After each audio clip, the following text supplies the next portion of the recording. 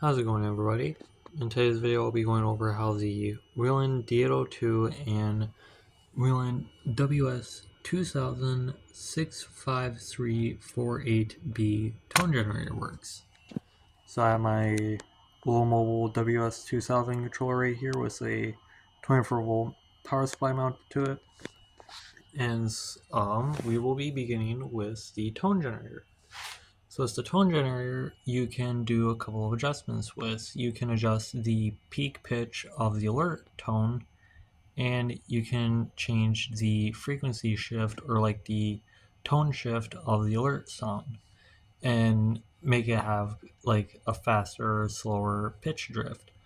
That's right, this controller has a intentional pitch drift sound to it to try to help get people's attention when it sounds in the alert mode. You can also adjust the, I believe I might have said it, but if I haven't, the cutoff of the wind down of all the tones, as well as you can adjust the sensitivity of the clipper and LED. And how you do all these adjustments is the green potentiometer adjusts the peak pitch of the alert tone. So if you want to make it sound like a serotonin, you can actually do so with this controller. Or if you want to have it sound at 435 to 560 hertz or anywhere in between, you can do so as well with this green potentiometer right here. This blue potentiometer right here adjusts the pitch drift, and this potentiometer adjusts the cutoff, wind down cutoff, and this one adjusts the clipper LED. I'm not too sure on what these two potentiometers does, but at least these four does most of the adjustments for the alert and other tones. This potentiometer right here adjusts the volume level up from the audio from the PA from the tone decoder. So now we will be going on to how the tone decoder works.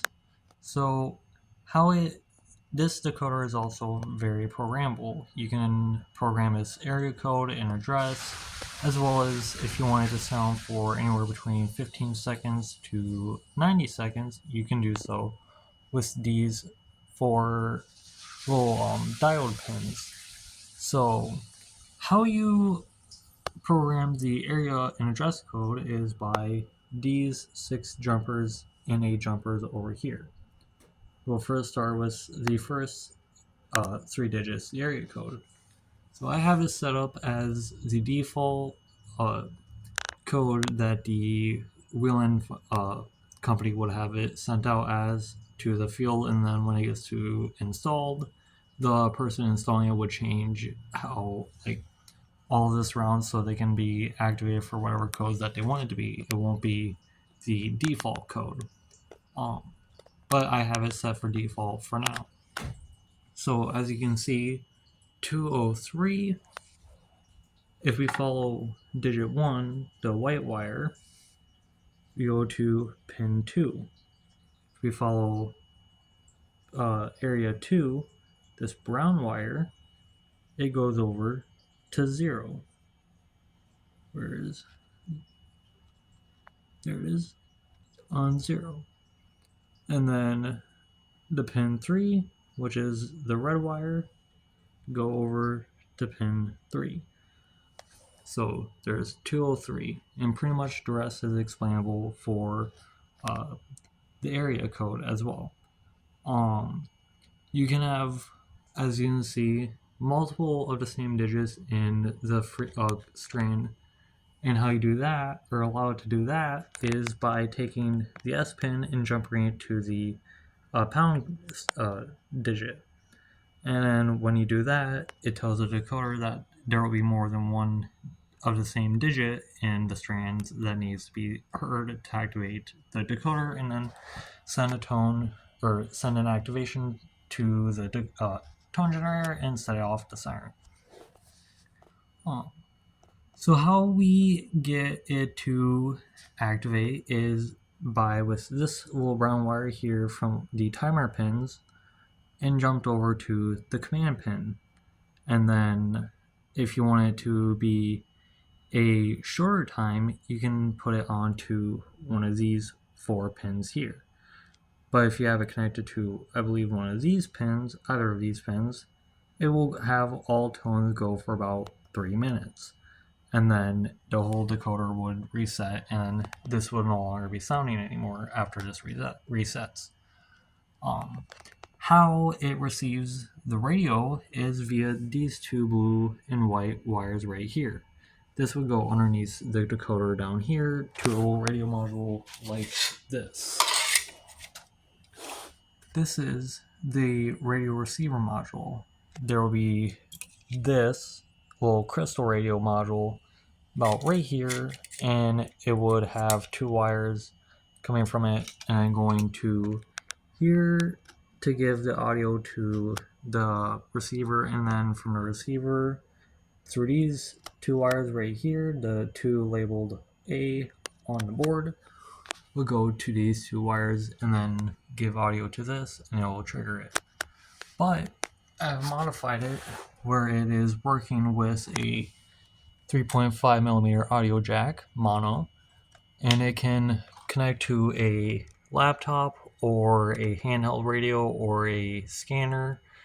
I can connect it to a FRS Midland handheld radio, and even though I know it's illegal and I don't do it much, but I can, if I want, I can transmit tones through the FRS channels and trigger my siren that way if I have it connected to a handle and want to do it that way.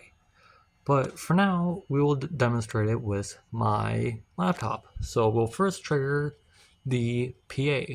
So I have a bunch of pre-downloaded DTMF tones that works with this, and we'll trigger it. And so here we go.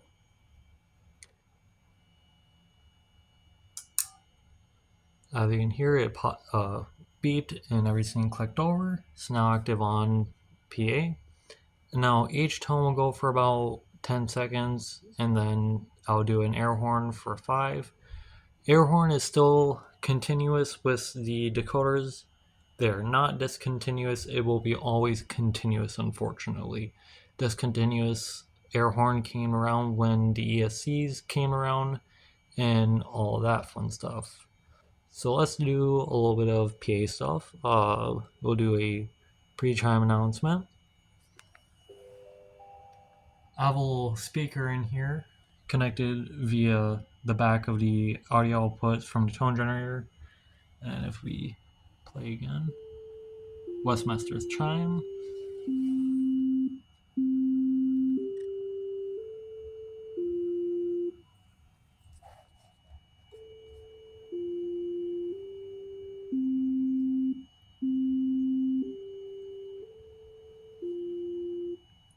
And then a test message.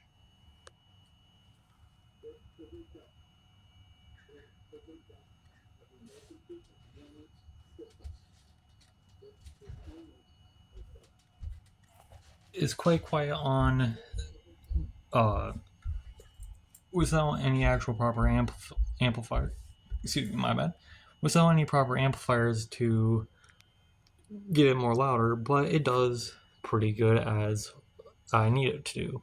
So we will do a alert cycle for about 10 seconds. Watch it receive.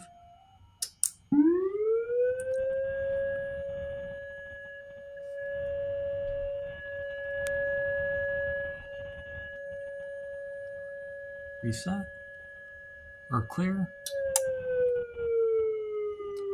So this LED always stays on. This LED basically is meaning that the decoder is on, it's receiving any type of audio, and when it goes dark, that means it has received the right strains of DTMF tones to activate the decoder and trigger any tones. So now let's do attack.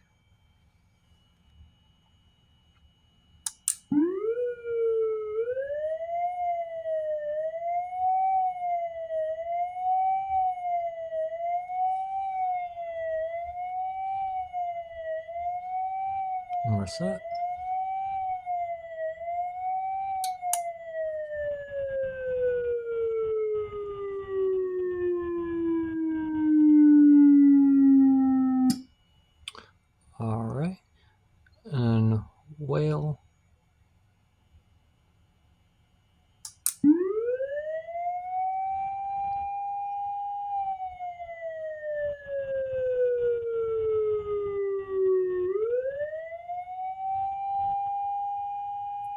And reset.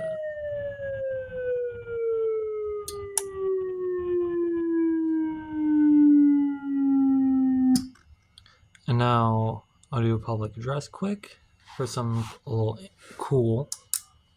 So if we listen closely, you can hear the DTMF being played through right before it triggers the tone. We'll do high-low.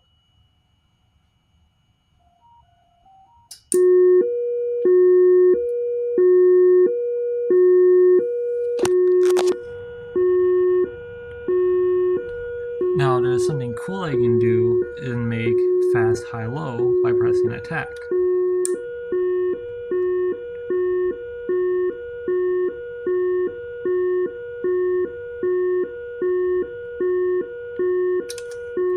And reset.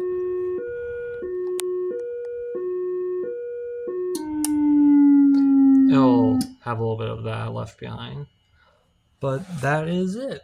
That is the basic function of the Whelen D802 tone decoder and tone generator.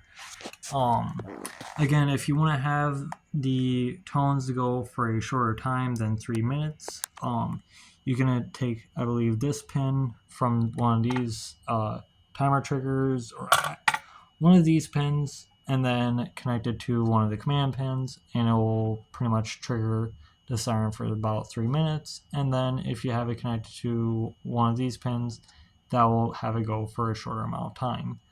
I'm still reading on the manual and finding out newer things about this that I originally didn't think it would be, but that is basically about how this all works. If you guys have any comments or questions that you guys would like to hear, I guess just leave a comment and let me know what y'all want to see next. And if you guys have any questions, again, just leave them down in the comments and I will get to it then. Y'all have a good day.